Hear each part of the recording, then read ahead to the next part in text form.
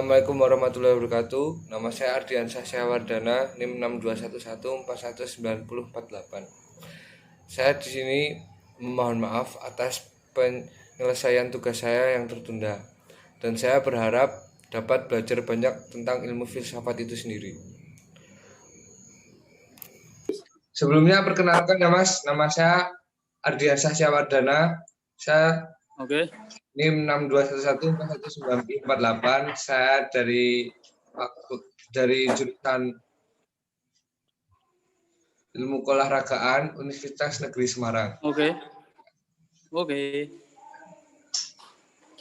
Iya, boleh Mas. Oke, saya Syafri Purnomadi dari Filsafat Angkatan 18 Universitas Gadjah Mada. Nah, di sini kan saya mendapat tugas Mas dari dosen saya untuk mewawancarai dosen filsuf atau mahasiswa filsafat. Nah, langsung aja Mas. Oke, gimana?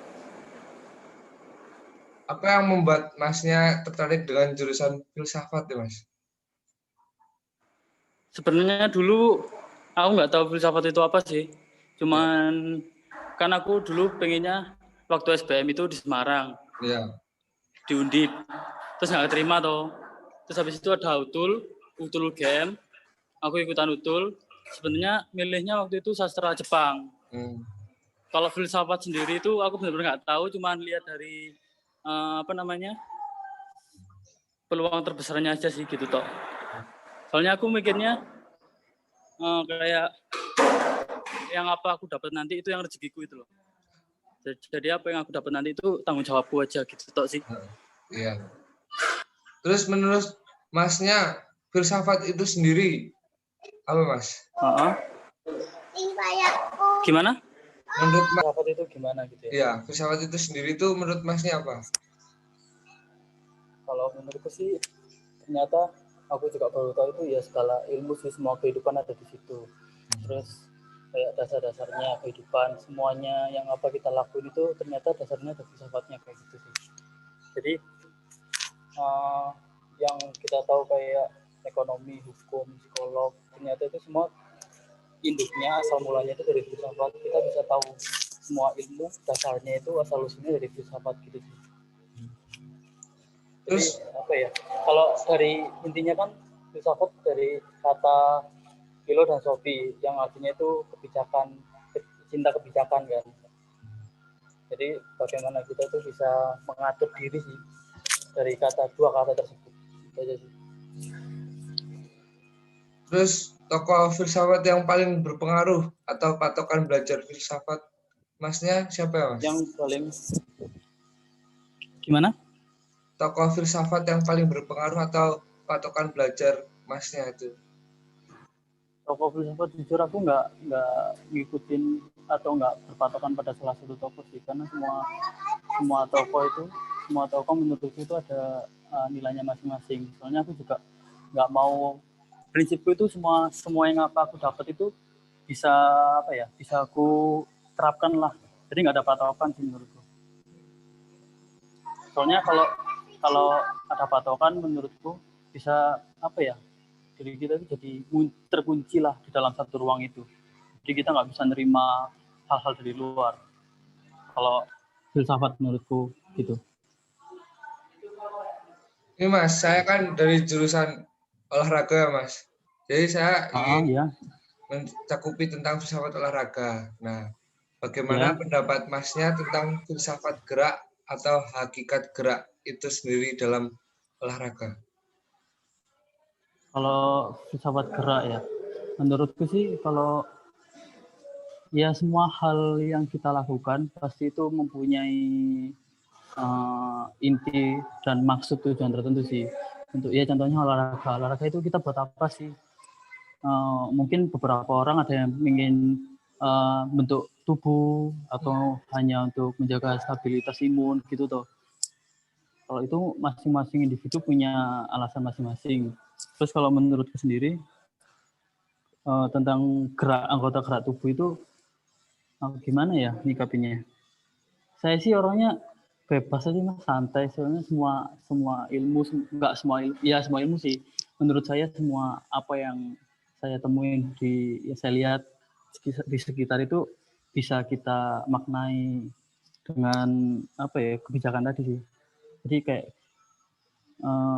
sebenarnya nggak harus olahraga itu nggak harus kita bermain basket, sepak bola segala macam sih. Kita jalan kaki dari rumah, dari ruang tamu ke dapur, kita jalan itu udah olahraga menurutku. Jadi nggak perlu olahraga yang kelihatan gitu. Semua aktivitas kita, kegiatan kita itu udah termasuk olahraga. Kayak kita telepon kayak gini, saya gerak ngomong pakai otot-otot tubuh itu termasuk olahraga sih. Menurutku udah kayak gitu aja cukup.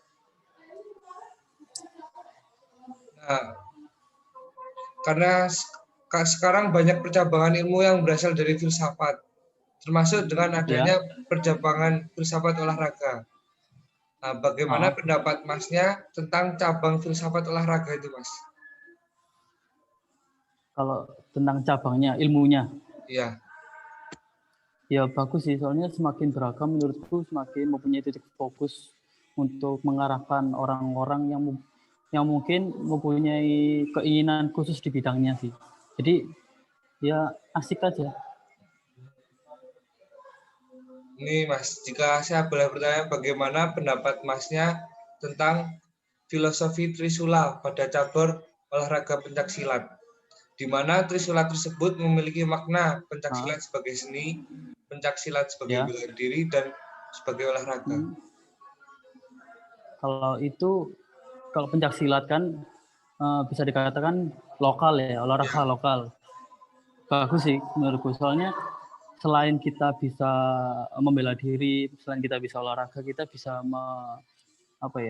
melestarikan budaya juga sih. Jadi nggak hanya asal olahraga, nggak hanya asal sehat, kita juga memperlihatkan, karena manusia sendiri kan juga butuh eksistensi toh.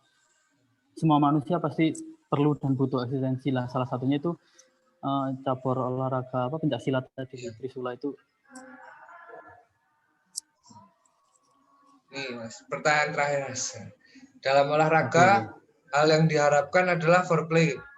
Bagaimana pendapat Masnya jika terjadi kecurangan dalam kegiatan olahraga yang dilakukan oleh peserta? Kalau tentang kecurangan segala macam itu menurut saya subjektif ya. Soalnya semua orang pasti itu pengen di dalam diri masing-masing itu pengennya terdepan.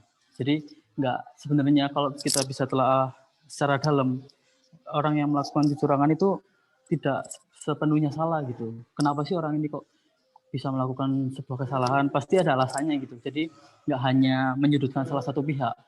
Tapi emang kalau kita lihat secara umum, secara garis besar, kecurangan itu termasuk hal yang negatif.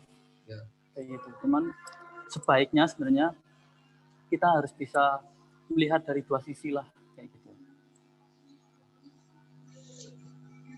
Terima kasih Mas atas penjelasannya. Oke, sama-sama. Semoga bermanfaat.